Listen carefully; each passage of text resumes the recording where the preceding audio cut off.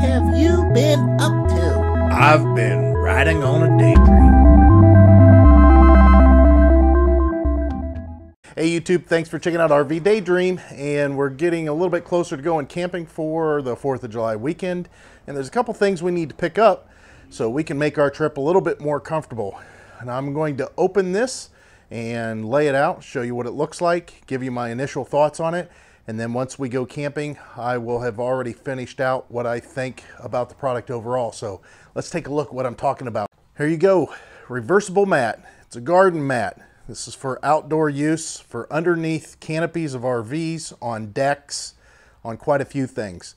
And I checked a lot of reviews on this item and talked to a lot of people about what they expect from their mats whenever we go camping. We've seen a few of them that were out there, and everybody says the same thing, that they're pretty much disposable after a few years, but if you buy a good quality one initially that doesn't rip or tear under the stress of chair legs, stuff like that, that you can get by with one patio mat or RV awning mat for quite some time. So I read the reviews on this one. They said that it was pretty good, other than the fact that if you don't have it staked down, it likes to blow away.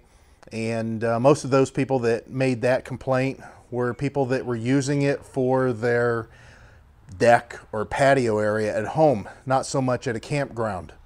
So the nice thing about this one is it has a carrying bag, so whenever you're done with it, you roll it up and it all fits inside the bag. This one here is listed as a brown.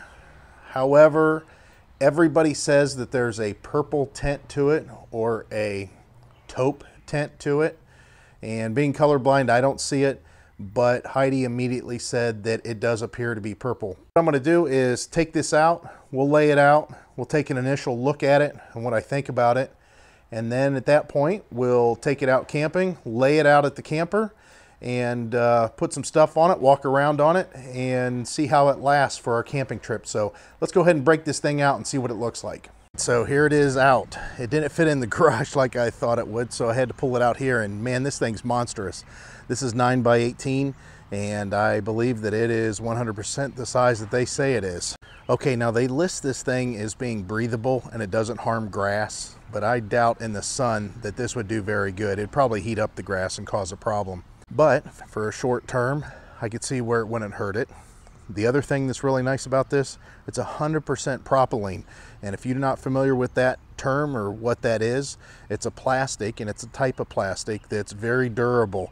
It has some UV protection built into it. And as far as durability, just to let you know, most holding tanks on RVs are made out of propylene plastic. And that's what this is. I can tell you, as far as the way that it feels, it's kind of like those blinds that you might put on a patio to block sunlight.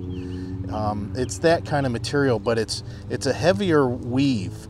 I mean, I can't put my fingers through it unless I really push, and even then it goes right back. I like the way that it feels. It's not overly heavy. It was easy to lay out. Now, I did read on some reviews, people have concerns about where it's folded at, and it takes it a while for those folds to go away. I could see that possibly that could be an issue. The other nice thing about this mat is it's reversible. So if you want to go with a different color because of the way your camper's set up, or if you just want more light to be reflected underneath your awning, you can put the light side up. It's pretty nice. So what we'll do is put this in its carrying bag, and I'll show you what that looks like.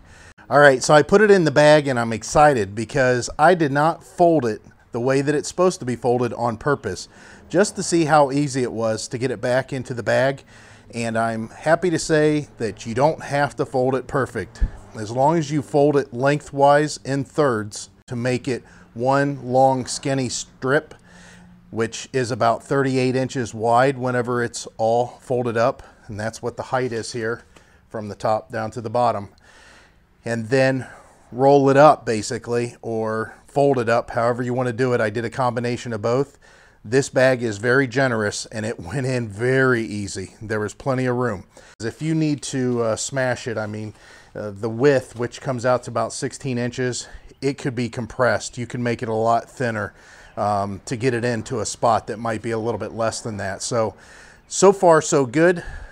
Again, after the camping, if it continues to stay as good as it is, I'll put the link down below and tell you what I think about it, and you can make a decision then at that point. We're on our third day of camping.